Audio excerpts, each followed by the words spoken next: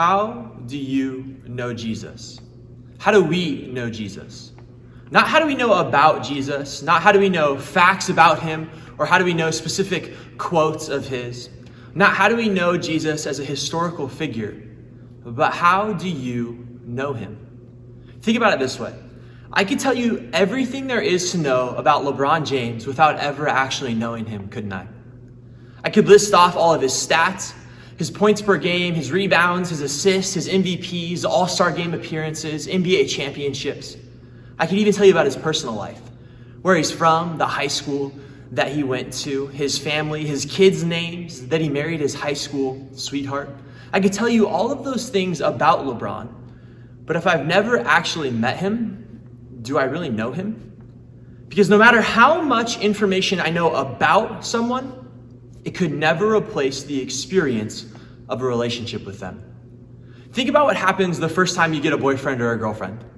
You start to hang out together, you slowly realize that you enjoy each other's company, and you decide to make it official, right? And that takes some faith, doesn't it? You put your faith in the other person that they're gonna do a list of things. They're gonna hold your hand as you walk down the hall at school. They're gonna spend time with you. They're gonna say nice things about you. You put your faith that the other person is gonna hold up their end of the bargain. And you put your faith in the fact that they're gonna remain faithful to your relationship. And you agree to do all of the same things for them, spend time with them, tell them you like them, that you think they're cute, buy them stuff, those kinds of things.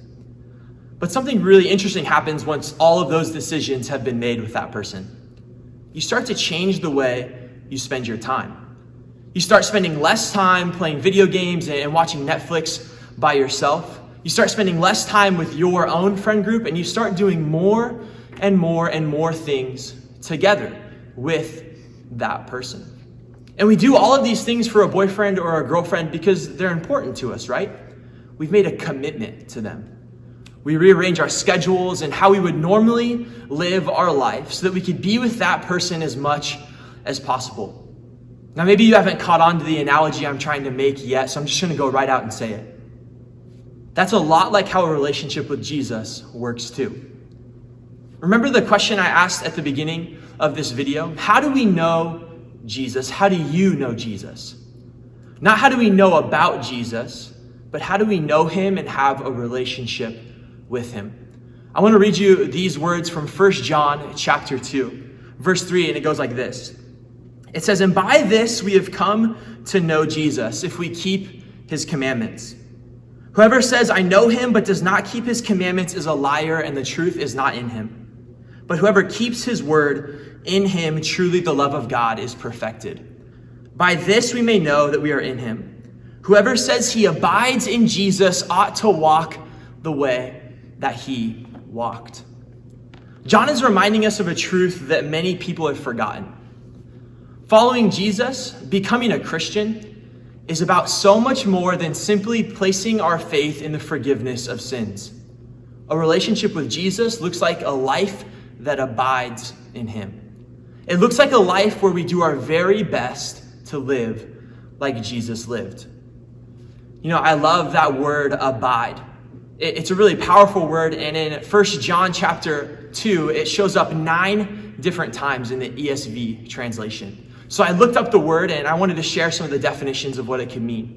It could mean to wait for, to accept without objection, to endure without yielding. But my favorite definition of all is this one: to remain stable or fixed in a state.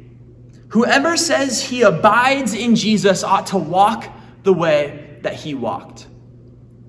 Whoever says that he remains stable, whoever says that he remains fixed in Jesus should walk the way that Jesus walked.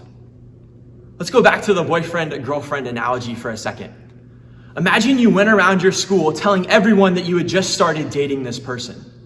But as the weeks and the months of the semester dragged on, people started to realize that the two of you were never seen together.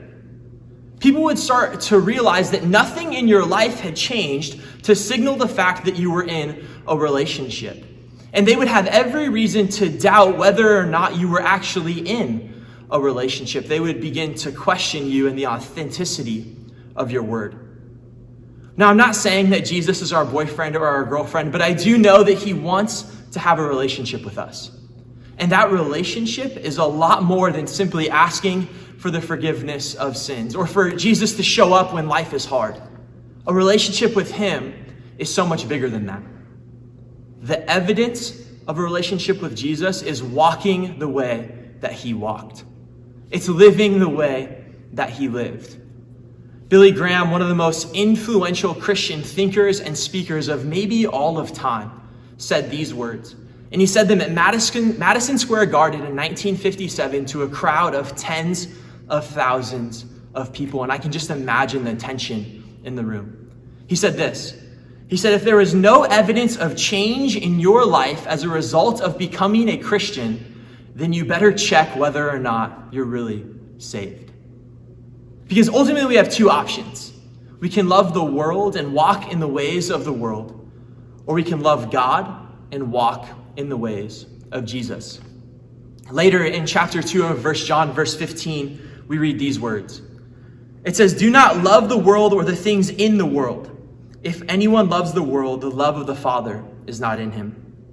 For all that is in the world, the desires of the flesh, the desires of the eyes, and the pride of life, is not from the Father, but it's from the world.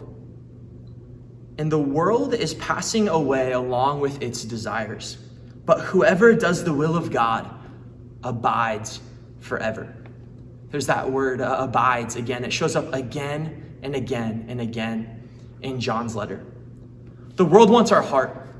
It wants to draw us away from the abundant life that Jesus promises to us when we live in community with him. It wants to distract us and convince us that we can live life on our own. John even goes so far, a couple of verses after the ones I just read, where he starts talking about the Antichrist, that if you don't profess Jesus, if you're doing the opposite of what he said, he goes so far as to say that you're the Antichrist. That's what the world is. It's the opposite of Jesus. It wants to take away our life. It doesn't want to give us life. And following Jesus isn't easy, but he promises us that it will be full, that we'll have life to the fullest. The world is coming. It wants to distract us. It's fighting a battle for our hearts. But I have good news. Let me read verse 17 again to you. And the world is passing away along with its desires.